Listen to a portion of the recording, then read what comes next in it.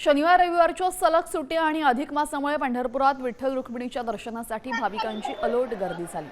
सध्या शहरामध्ये सुमारे 2 लाख भाविक दाखल झाले। चंद्रभागा स्नानासाठी मोठी झुंबड उडाली।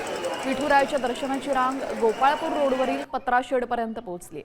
भाविकांना दर्शनासाठी तब्बल 7 ते 8 तासांचा वेळ लागणार आहे।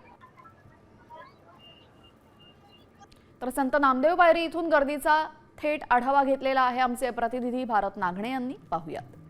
रविवारी अशा 2 दिवस आलेल्या सलग सुट्ट्यांमुळे आणि अधिक मासामुळे पंढरपुरात भाविकांची मोठी गर्दी आपल्याला पाहायला मिळते आहे। खरं तर 17 एप्रिल पासून अधिक मास सुरू झालेला आहे आणि अधिक मास आता शेवटच्या टप्प्यात आलेला आहे आणि त्यामुळे खरं तर पंढरपूरमध्ये आपल्याला मोठ्या प्रमाणामध्ये भाविकांची गर्दी पाहायला मिळते आहे।